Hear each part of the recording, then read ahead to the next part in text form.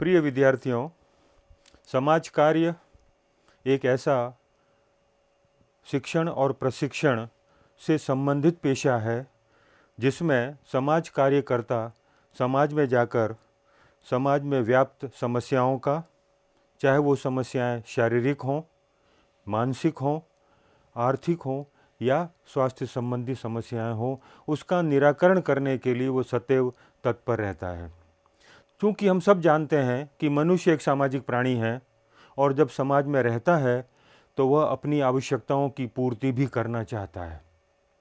और जब आवश्यकताओं की पूर्ति करना चाहता है तो उसके सामने 3 रास्ते हैं आवश्यकताओं की पूर्ति करने के लिए। एक रास्ता तो यह है कि वह अकेला ही अपनी समस्त आवश्यकताओं की पूर्ति स्वयं कर ले, जो आज के समय में संभव नहीं है, क्योंकि अकेला व्यक्ति अपनी समस्त आवश्यकताओं की पूर्ति नहीं कर सकता, इसलिए आज के परिप्रेक्ष्य में ये संभव नहीं है। तो दूसरा मार्ग यह है कि जिस व्यक्ति के पास वो चीज़ें हैं जिसे हम प्राप्त करना चाहते हैं, तो उसके साथ संघर्ष करके, मारपीट करके, लूटपाट करके अपने हितों की, अपनी आवश्यकताओं की पूर्ति कर लें। ऐसा अगर हम रास्ता चुनते हैं तो उसे बर्बरतापूर्ण रास्ता कहते हैं, जो अच्छा नहीं माना जाता है।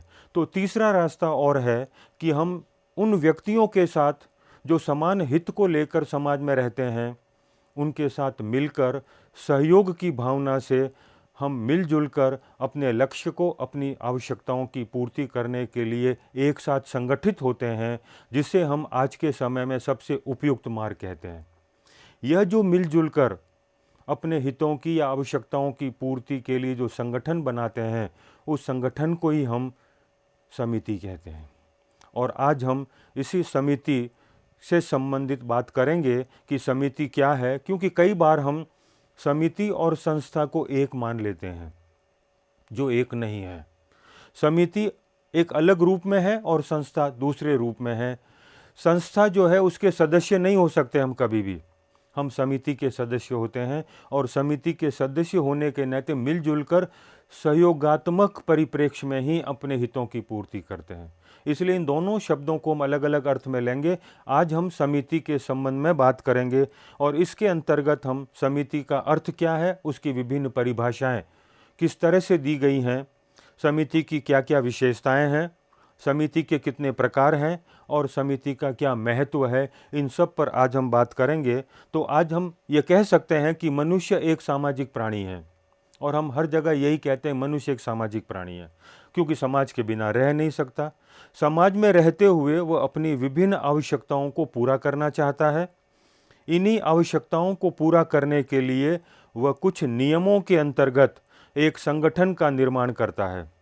इसी संगठन को समाजशास्त्रीय अर्थ में समिति कहते हैं। आदिम समाज में व्यक्तियों की आवश्यकताएं सीमित होती थी, हितों में अधिक भिन्नताएं नहीं होती थी, अतः उन समाजों में ऐसी समितियों का प्रायः अभाव होता था। जबकि विकसित समाजों में मनुष्य की आवश्यकताएं और हित अधिक बढ़ते रहते हैं, इसलिए इन समाजों में ऐसे संगठन बहुत अधिक संख्या में पाए जाते हैं। तो यदि हम ये बात करें कि प्राचीन समय में समितियां थी, लेकिन बहुत सीमित मात्रा में थी, क्योंकि आवश्यकताएं सीमित थी, इसलिए उन्हें पूरा करने के लिए हमें समिति का निर्माण बहुत कम स्तर पर ही करना पड़ता था। लेकिन आज हमारी आवश्यकताएं दिन प्रतिदिन बढ़ती जा रही है, इसलिए हम आज समाज में अनेक समितियां देखते हैं जो किसी न किसी हमारी आवश्यकता की पूर्ति के लिए बनाई जाती है। इसी संदर्भ में मैकाइवर और पेज ने जो पुस्तक लिखी सोसाइटी, उस पुस्तक में मैकाइवर कहते हैं कि मनुष्य के पास अपनी आवश्यकताओं को पूर्ण करने के 3 तरीके हैं। एक तरीका तो यह है जिसमें मनुष्य बिना दूसरों के हितों को ध्यान में रखकर स्वतंत्र रूप से अपनी आवश्यकताओं को पूरा करे। इसे असामाजिक कार्य कहते हैं, जो संभव नहीं है आज के समय में।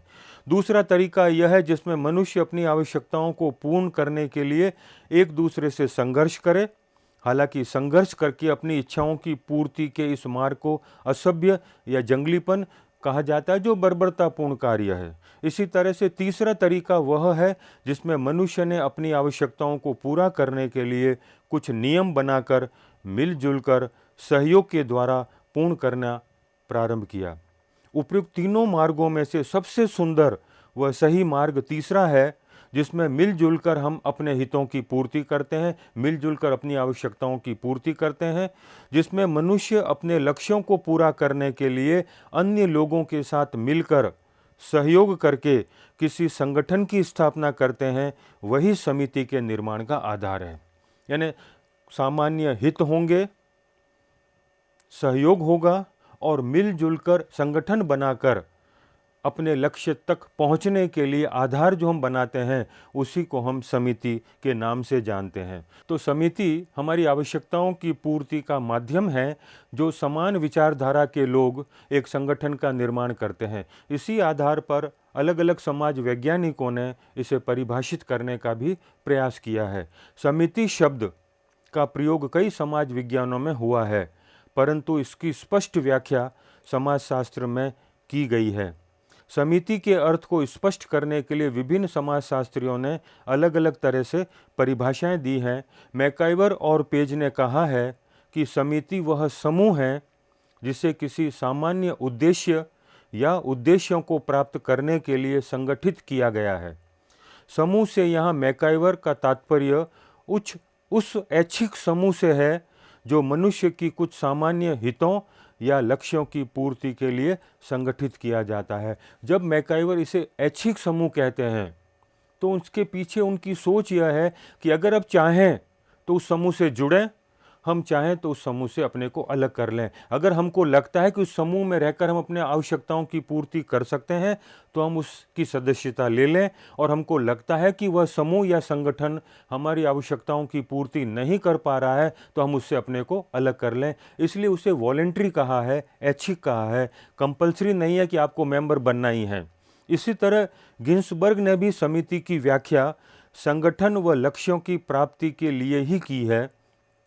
वे कहते हैं, समिति एक दूसरे से संबंधित उन सामाजिक प्राणियों का समूह है जो एक निश्चित लक्ष्य या लक्ष्यों की पूर्ति के लिए एक सामान्य संगठन का निर्माण करते हैं। तो यही बात जो मैकाइवर कहते हैं, गिन्सबर्ग भी वही कहते हैं कि जब सामान्य उद्देश्यों को ध्यान में रखकर व्यक्ति एक संगठन का निर्माण करता है तो ऐसे संगठन से ही व्यक्ति अपने हितों की या अपने लक्ष्य की या अपने लक्ष्यों की पूर्ति करना चाहता है, तो वहीं पर वह समिति का निर्माण करता है। ऑकबर्न और निमकॉफ की एक बहुत अच्छी पुस्तक है, ए हैंडबुक ऑफ सोशियोलॉजी। उस पुस्तक में वो कहते हैं कि समिति एक ऐसा संगठन है जो प्रायः विशेष स्वार्थों की पूर्ति के लिए बनाया जाता है। इसका उद्देश्य अपने सदस्यों की विशेष या सामान्य इच्छाओं की संतुष्टि के अतिरिक्त कुछ नहीं है। यानी ऑकबर्न और निमकॉफ भी कहते हैं कि व्यक्ति अपनी आवश्यकताओं की पूर्ति के लिए समान विचारधारा के लोगों से मिलकर एक संगठन का निर्माण करते हैं। ऐसे संगठन या समूह को ही हम समिति कहते हैं। तो यह जो परिभाषाएं दी गई, चाहे मैकाइवर की हों, चाहे गिन्सबर्ग की हों, चाहे ऑकबर्न और निमकॉफ की हों, उपयुक्त परिभाषाओं के आधार पर ओल्सन कहते हैं, समिति सामाजिक संगठन का ही एक विशेष रूप है जिसका निर्माण अपेक्षाकृत रूप से अधिक महत्वपूर्ण और सीमित लक्ष्यों को प्राप्त करने के लिए उद्देश्यपूर्ण रूप से किया जाता है। यानी किसी खास उद्देश्य को लेकर जब व्यक्ति एकत्रित होते हैं, और जब एकत्रित होते हैं तो मिलजुल कर सहयोग की भावना से उस लक्ष्य तक पहुंचने के लिए वो प्रयासरत रहते हैं। तो ऐसे समान उद्देश्यों को ध्यान में रखकर व्यक्तियों द्वारा निर्मित संगठन या समूह ही समिति कहलाता है। जब समिति की अनेक विद्वानों ने जो परिभाषाएं दी, उन परिभाषाओं के आधार पर हम समिति की कुछ विशेषताओं को भी स्पष्ट कर सकते हैं। तो उसमें सबसे पहली जो बात यह है कि समिति समान उद्देश्य के आधार पर, साथ में यह भी कि ऐच्छिक सदस्यता है, और साथ में यह कि आप चाहें तो उसके मेंबर बने और चाहें तो उसके मेंबर न बने। तो यह एक व्यक्तियों का संग्रह है, इसलिए इसे देख सकते हैं हम लोग, और जब देख सकते हैं तो उसे मूर्त कहते हैं। इन्हीं कुछ आधारों पर उसकी कुछ विशेषताओं की भी चर्चा हम कर सकते हैं। उसमें सबसे पहला व्यक्तियों का समूह। समिति व्यक्तियों का समूह है। व्यक्ति मूर्त प्राणी है, इसलिए समिति भी मूर्त है। व्यक्तियों के बिना समिति की कल्पना ही नहीं की जा सकती। इसलिए कई बार हम कहते हैं समिति मूर्त है, एब्स्ट्रैक्ट है, कॉन्क्रीट। एब्स्ट्रैक्ट और कॉन्क्रीट की बात करते हैं तो मूर्त और अमूर्त, अमूर्त वह जिसे जो हम देख नहीं सकते, जो दिखाई नहीं देती, लेकिन चूंकि समिति व्यक्तियों से मिलकर बनती है, व्यक्तियों का संगठन है, व्यक्तियों का समूह है, इसलिए व्यक्ति को हम देख सकते हैं, इसलिए समिति भी मूर्त है जो व्यक्तियों के संग्रह से बनती है। इसी तरह एक निश्चित संगठन भी है। समिति सिर्फ व्यक्तियों का समूह ही नहीं है, बल्कि एक संगठित समूह भी है। यह सही है कि संगठन प्राय प्रत्येक समूह में पाया जाता है, परंतु समिति के बारे में यह बात विशेष रूप से लागू होती है। संगठन से यहाँ तात्पर्य समूह की स्थिति व कार्यों की एक निश्चित व्यवस्था से है।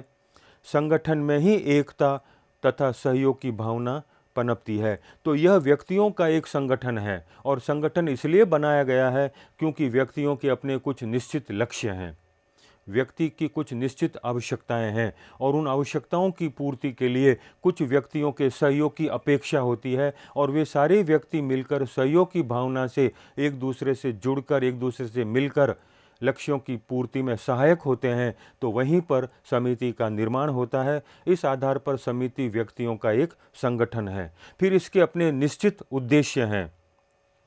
समिति की स्थापना एक या कुछ निश्चित उद्देश्य को ध्यान में रखकर की जाती है। कुछ व्यक्ति अपने हितों या लक्ष्यों को लेकर ही समिति का गठन करते हैं। ऐसा नहीं होता है कि समिति पहले बन जाए और उसके उद्देश्य बाद में निश्चित किए जाएं। तो जब कभी हम ये चाहते हैं कि हमारा ये उद्देश्य है, जैसे कई बार हम महाविद्यालय में या विश्वविद्यालय में देखते हैं कि कोई समस्या आती है छात्रों के लिए, तो छात्र एक संघर्ष समिति का निर्माण करते हैं। तो उद्देश्य क्या है? छात्रों को अपनी फीस कम करवानी है, छात्रों को परीक्षा की तिथि आगे खिसकानी है। इस तरह की कुछ उद्देश्यपूर्ण जो बातें उनके दिमाग में आती है, उसी के आधार पर समान विचारधारा के लोगों से मिलकर छात्र जब एक संगठन का निर्माण करते हैं तो वह छात्र संघर्ष समिति बन जाती है। तो उद्देश्य पहले होगा, उसके बाद समिति का गठन होता है। फिर इसके पीछे विचार पूर्वक स्थापना है। समिति स्वतः नहीं बनती है, बल्कि यह एक विचार पूर्वक स्थापित किया गया संगठन है।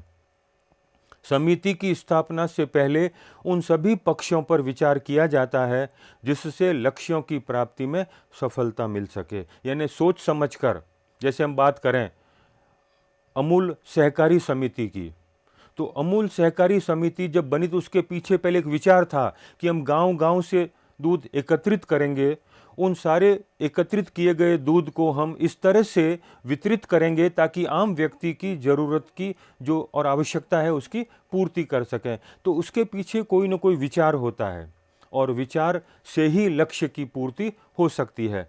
इसी तरह जब समिति बनती है तो उसमें नियम भी बनते हैं, तो नियमों पर आधारित बन जाती है समिति। समिति में लक्ष्यों की प्राप्ति की सफलता की दृष्टि से इसमें एक व्यवस्थित कार्य प्रणाली की आवश्यकता होती है।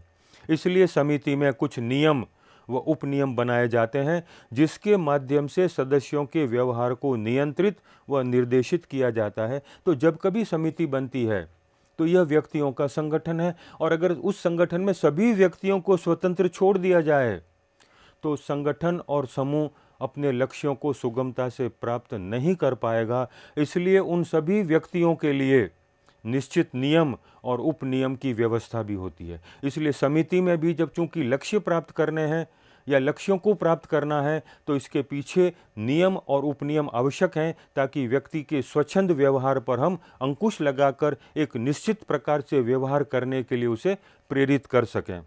इसी तरह इसकी सदस्यता ऐच्छिक भी है। परिवार को छोड़कर साधारणतः समिति की सदस्यता ऐच्छिक होती है।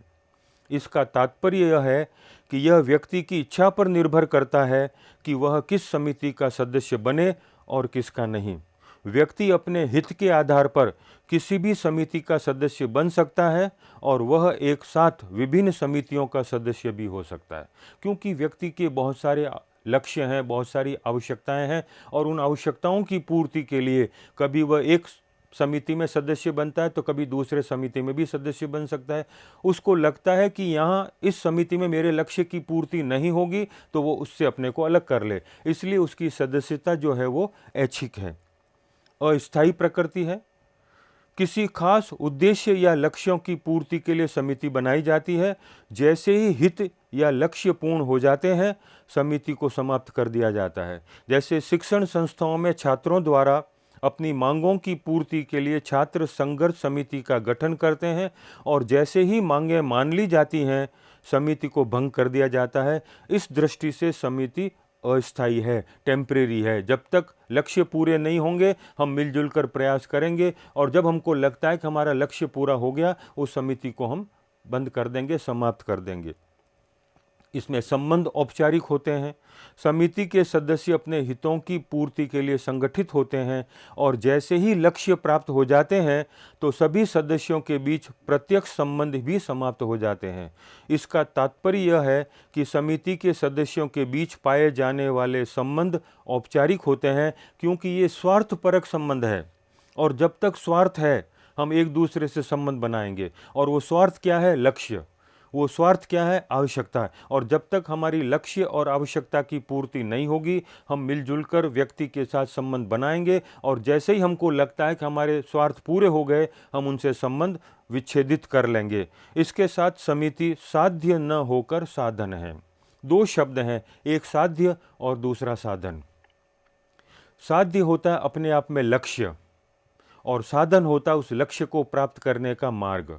तो समिति साध्य नहीं है, समिति साधन है। तो समिति का निर्माण व्यक्ति सोच विचार के लक्ष्यों की पूर्ति के लिए करता है, इसलिए समिति लक्ष्यों की पूर्ति का माध्यम या साधन मात्र है, साध्य नहीं है। तो यह किसी उद्देश्य की पूर्ति के लिए बनाई जाती है, इसका निर्माण किसी विशेष उद्देश्य की पूर्ति के लिए होता है, इसलिए समिति साध्य नहीं है, समिति साधन है। फिर इसमें सहयोग की भावना भी दिखाई देती है, सहयोग पर आधारित है इसकी मूल विशेषता। समिति का निर्माण व उसका बनना रहना सदस्यों के सहयोग पर निर्भर करता है। सहयोग के साथ कभी संघर्ष व प्रतिस्पर्धा भी देखने को मिलती है, परंतु यह सभी समिति की कार्य प्रणाली में सुधार और कुछ बुराइयों को दूर करने के लिए होता है। परंतु लक्ष्यों की प्राप्ति के लिए समिति में सहयोग आधारभूत तत्व है, क्योंकि सभी व्यक्तियों के सामान्य लक्ष्य हैं, और उनको लगता है कि हम एक दूसरे की मदद से ही, एक दूसरे के सहयोग से ही अपने लक्ष्य तक पहुंच सकते हैं। इसलिए प्रत्येक व्यक्ति समिति में जो या संगठन में जो सदस्य है, वो एक दूसरे को सहयोग करता है, ताकि व्यक्ति आसानी से अपनी आवश्यकताओं की, अपने हितों की या अपने लक्ष्यों की पूर्ति कर सकता है। इसी तरह जब हम समिति की बात करते हैं, तो समिति एक प्रकार की नहीं है, क्योंकि हमारी आवश्यकताएं भिन्न भिन्न हैं। कभी हम आर्थिक लक्ष्य की पूर्ति करना चाहते हैं, कभी हमारा सांस्कृतिक लक्ष्य होता है, कभी हमारा राजनीतिक होता है, कभी हमारा धार्मिक या शैक्षिक होता है।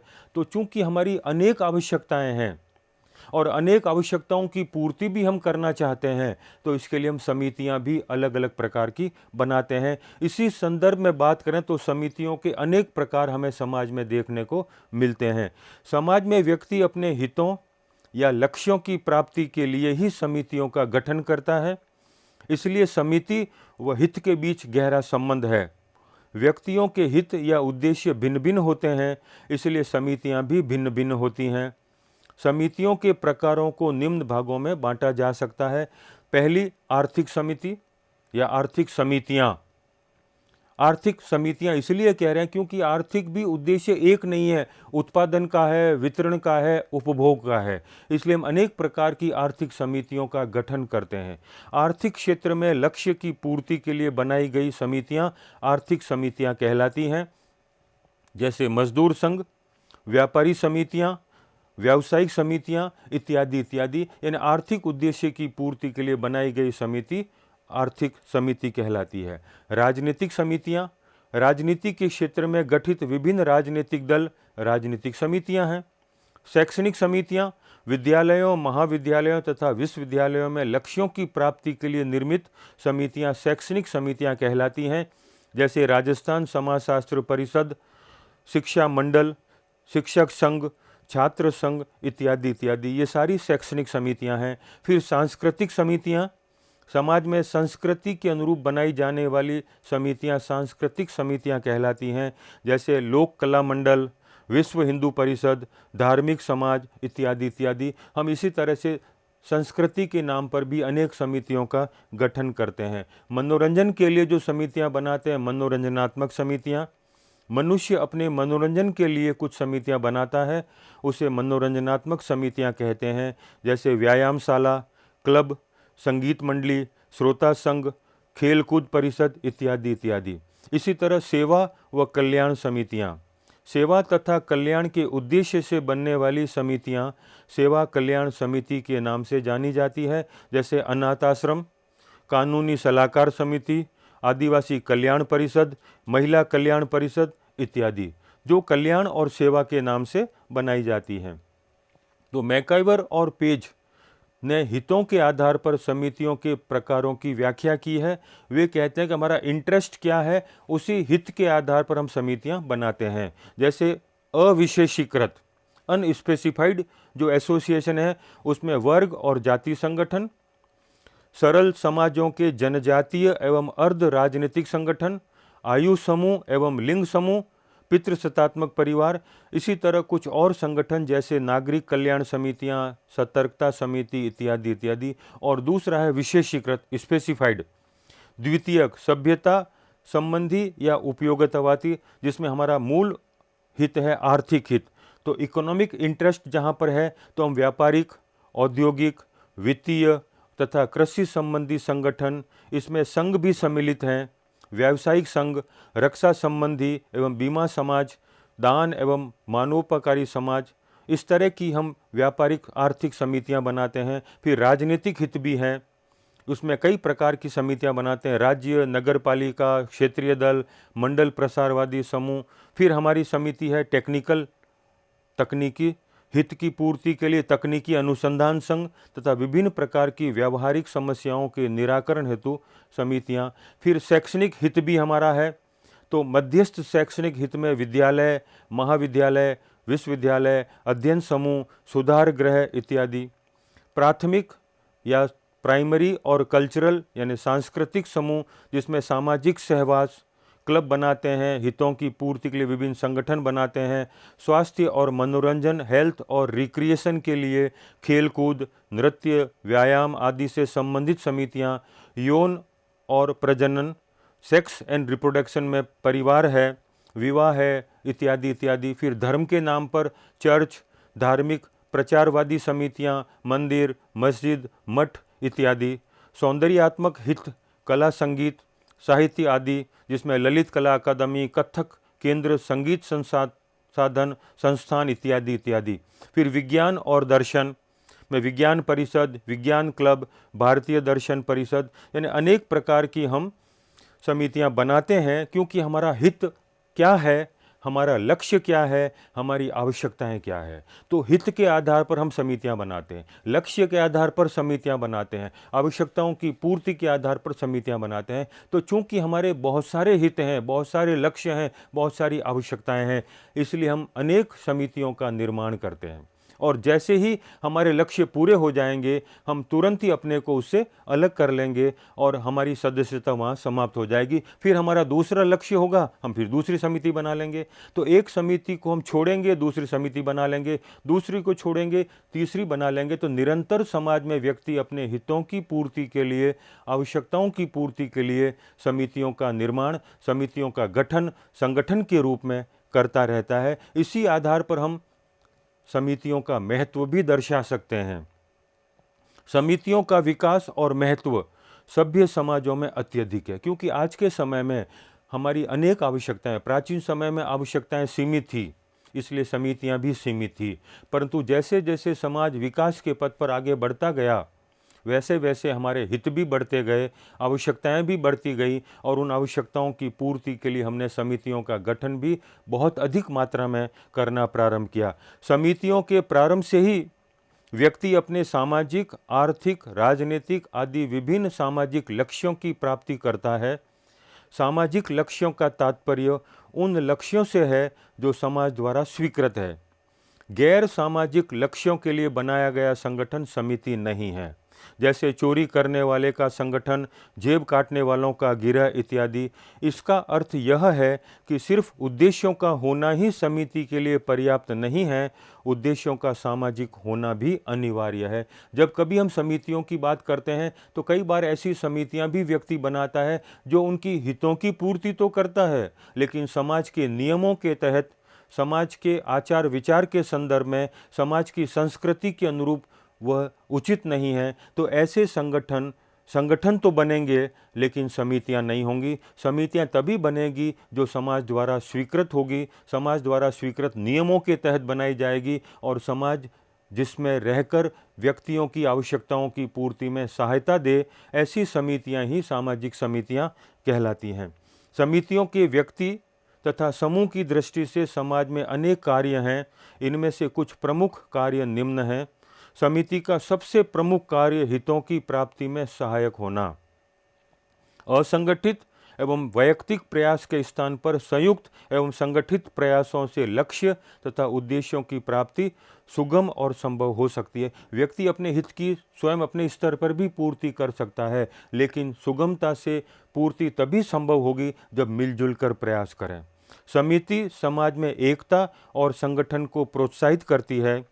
समान उद्देश्य एवं लक्ष्यों की प्राप्ति के लिए विभिन्न व्यक्तियों को एक दूसरे के नज़दीक लाती है। तो समिति का यह भी एक महत्वपूर्ण महत्व है कि समिति व्यक्तियों को एक दूसरे के नज़दीक लाकर एक दूसरे से सहयोगात्मक भाव से जोड़ती है, ताकि लक्ष्यों की पूर्ति सुगमता से हो जाए। समिति अनेक व्यक्तियों को एक दूसरे के नज़दीक लाकर अनुभव प्राप्त करवाने, व्यक्ति के व्यक्तित्व एवं विस्तृत दृष्टिकोण के विकास में सहायक है। और जब अनेक व्यक्ति एक दूसरे के नज़दीक आते हैं तो अंतरक्रियात्मक संबंध बनता है, और उस अंतरक्रियात्मक संबंध से विचारों का आदान प्रदान होता है, भावनाओं का आदान प्रदान होता है, सोच का आदान प्रदान होता है। तो नई नई सोच हमें एक दूसरे से अंतरक्रिया करने पर प्राप्त होती है, जो समिति हमको आधार देती है। समिति व्यक्तियों को एक साथ मिलजुल कर कार्य करने के लिए प्रोत्साहित करती है, जिससे समाज में सामाजिक संगठन तथा प्रजातंत्र का विकास होता है। सहयोग की भावना पनपाने में, व्यक्ति और व्यक्ति को जोड़ने में महत्वपूर्ण कड़ी का काम करती है समिति। समिति की सदस्यता व्यक्तियों को उनके अधिकार एवं दायित्व के प्रति जागृत करती है। लोगों में ऐसी क्षमता के विकास से राष्ट्र का विकास होता है। जब व्यक्ति संगठन में आता है, समूह में आता है, तो उसे पता है कि मुझे किस तरह का कार्य करना है, या उसके नियमों के तहत उसे बताया जाता है कि उसे किस प्रकार का कार्य करना है। तो अपने उत्तरदायित्व के निर्वहन के लिए उसे आधार मिलता है। और जब व्यक्ति अपने नियमों के तहत आचरण करता है, नियमों के अनुकूल उसका व्यवहार होगा, तो समाज में सकारात्मक दृष्टिकोण से विकास के लिए वो मार्ग प्रशस्त करता है। इसी तरह जब हम समिति की बात करते हैं तो समितियां व्यक्ति बनाता है हितों को ध्यान में रखकर, लक्ष्यों को ध्यान में रखकर। तो अनेक समितियां बनती हैं, और समितियां क्यों बनाई जाती हैं? क्योंकि व्यक्ति की आवश्यकताएं असीमित हैं। तो सारांश हम कह सकते हैं कि मनुष्य एक सामाजिक प्राणी है, और वह समाज में रहकर अपनी आवश्यकताओं की पूर्ति करना चाहता है। और आधुनिक समय में मनुष्य अपनी आवश्यकताओं को पूरा करने के लिए कुछ नियम बनाकर मिलजुल कर सहयोग के द्वारा पूर्ण करना प्रारंभ किए हैं। तो मनुष्य को लगता है कि वह अकेला, हम कहते भी हैं कि अकेला चना भाड़ नहीं फाड़ सकता, तो अकेला चना लक्ष्यों की प्राप्ति भी नहीं कर सकता। और आज के ऐसे समाज में जो विकास के पथ पर बहुत आगे निकल चुका है, ऐसे समाज में व्यक्ति अपनी आवश्यकताओं की पूर्ति के लिए संगठन बनाकर मिलजुल कर सहयोग की भावना से लक्ष्यों को पूर्ण करना चाहता है। इन लक्ष्यों की पूर्ति के लिए जिस संगठन की स्थापना मनुष्य ने की है, उसी को हम समिति कहते हैं। साधारणतया किसी उद्देश्य को प्राप्त करने के लिए व्यक्तियों द्वारा मिलकर कार्य करने को ही समिति कहते हैं। चूँकि मनुष्य अलग अलग समय में अलग अलग आवश्यकताओं को पूर्ण करना चाहता है, जैसे उसकी आवश्यकताएं शारीरिक, मानसिक, आर्थिक, धार्मिक, राजनीतिक, सांस्कृतिक, मनोरंजनात्मक इत्यादि इत्यादि, इन सभी आवश्यकताओं की पूर्ति के लिए उसने जिन समितियों का निर्माण किया है, उन्हीं को उसी के नाम से हम जानते हैं।